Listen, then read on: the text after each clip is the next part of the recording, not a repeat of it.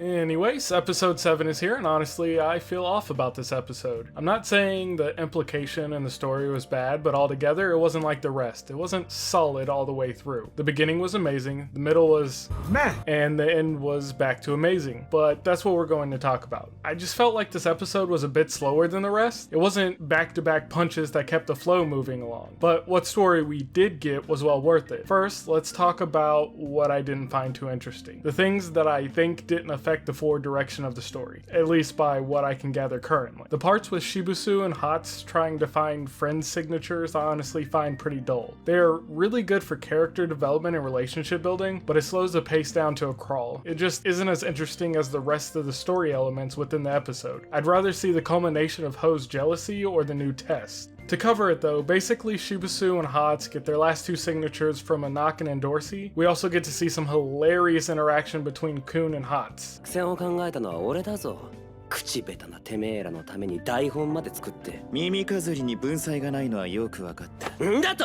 何が？ This, however, leads into the strong points of the episode, as well as an important conversation between Rachel and Endorsi.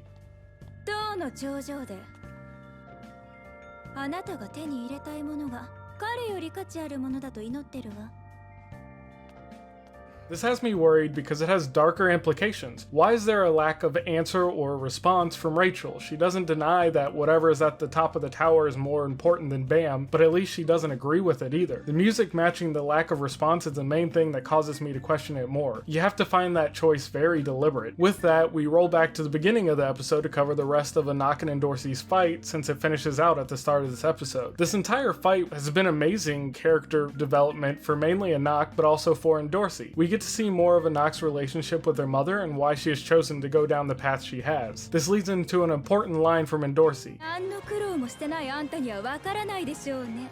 Why is this so important? Because it shows Endorsi's mindset. The only hardship in her eyes is hard work. She doesn't acknowledge the fact that the loss of a parent is a hardship of its own. This is reinforced when she mentions Anak having her power passed to her through birth. Now on to the main topics of episode 7, Baam's wave controller training, Ho's jealousy, and the next test. I'll go in that order and then return to Ho's jealousy to finish it up. So as we know from the last episode, Baam is training to learn to use and control Shinsu just like Ho. The training is going very well for Baam, as he even got advice from Leroux on how to properly use Shinsu. The problem comes in when Ho, who isn't doing as well, begins to become jealous. He seems to be visibly upset that someone he thought was weak is now doing better than he is. Far better. Throughout the episode, he appears to get more and more upset. The show brings to us a flashback of what appears to be Ho's people as Ho lays on his bed in tears. Let me take a guess at a theory as to what exactly is going on with Ho though. It appears that his people were poached for their horns being needlessly slaughtered. I would take a guess that Ho is the sole survivor and his journey to the top of the tower is either for revenge or to bring his people back. But moving forward, Ho hears a knock at his door and receives a letter.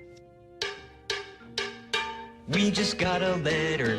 We just got a letter. He reads it, and his expression quickly changes to one of being frantic as he looks around for who left it. This leads into the final part of the episode. A new test begins, and it's a game of team-based tag. The contestants who have yet to pass their training are split into two groups, meaning we probably won't be seeing a lot of Best Boy Rock next episode, just like this one. So that must be it. That must be why I didn't like this episode as much. There was a serious lack of rock and it didn't sit right with me. Sorry, I got sidetracked. With some excellent visual cues during the explanation of the test, we get to see Rachel looking as shady as ever and Ho looking at her, which of course the ever attentive Kun notices. This leaves us to think that Rachel left that letter for Ho since they previously had no earlier interaction, so why would he be staring at her so intently? Overall, I am extremely worried for what's to come and I don't like it one bit, but the test begins as the episode comes close to an end. A lot of things happen in the last 5 minutes, but without the next episode, there isn't really enough context to go off of, so we'll leave it at that. As I said before, I find this episode a bit slow in comparison with every other episode, but that doesn't mean I think it's bad. There's a serious lack of rock, which is god-awful, but I'll look past that. Otherwise, it is an absolutely fantastic setup episode for episode 8, and I can't wait for next week to see how this test finishes. As always, what did you think of episode 7? And don't forget to like and subscribe.